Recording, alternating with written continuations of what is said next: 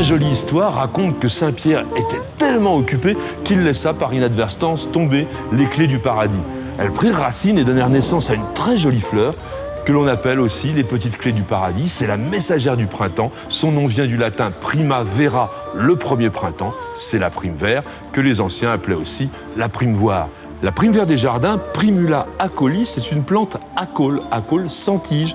Et quand on regarde bien, on a ce bouquet de feuilles que l'on appelle la rosette, au milieu de laquelle sortent de magnifiques fleurs.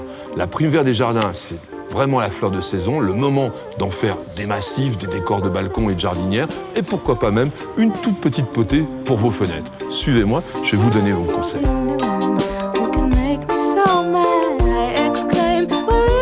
Que diriez-vous d'un petit jardin couleur tendance, avec un pot aubergine ou couleur anis, ce sont vraiment les couleurs du moment, et puis avec l'aubergine va très très bien le jaune.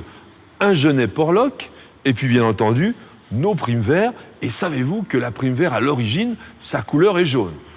Alors nous allons faire la chose suivante, d'abord le drainage, avec des billes d'argile. Vous pouvez aussi utiliser des petits cailloux, environ 3 cm au fond du pot. Un bon terreau géranium suffit tout à fait pour les primes verts. Donc nous allons remplir notre contenant environ aux 2/3. Alors s'il y a des mottes, on va les briser à la main. Vous savez, le terreau est vendu en sac compressé, donc il faut l'émietter à la main. Voilà. Pour dépoter une plante, on la prend entre les mains, on retire le pot sans abîmer les racines, mais en revanche, quand nous avons beaucoup de racines, comme ici un chignon, nous allons habiller. C'est peut-être un peu déshabillé, mais c'est comme ça qu'on fait, voilà.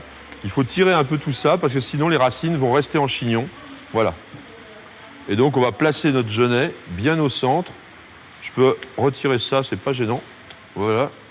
Et hop, petit genêt va au centre. Ensuite, la prime vert, même travail. On appuie un petit peu comme cela. Là, ici, il n'y a pas de chignon. Donc elle va aller directement en place, autour. Donc là, on fait une composition totalement jaune, de manière à ce que nous soyons en harmonie. Là, on peut tirer un tout petit peu les racines. Lorsqu'il y a quelques feuilles mortes comme ici, ce n'est pas grave, on peut les retirer.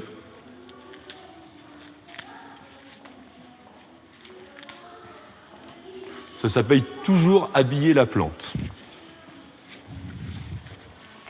Maintenant, je vais remplir un peu avec le terreau, et nous avons déjà notre petit jardin.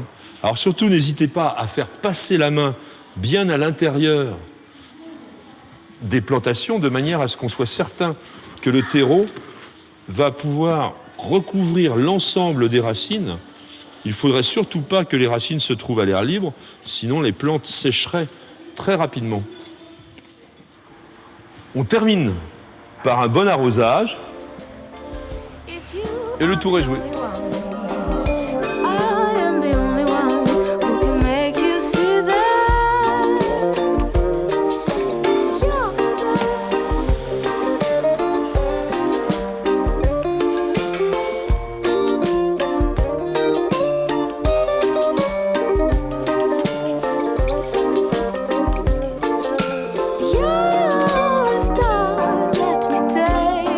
Se fabriquer un petit jardin de printemps, c'est vraiment l'enfance de l'art. Vous avez vu, ça ne prend que quelques minutes.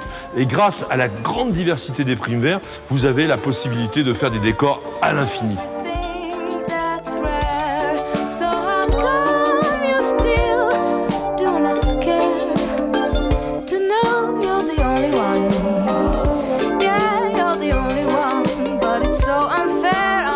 N'hésitez surtout pas à consommer de la prime vert sans modération. C'est une plante extrêmement facile à cultiver qui adore la mi-ombre.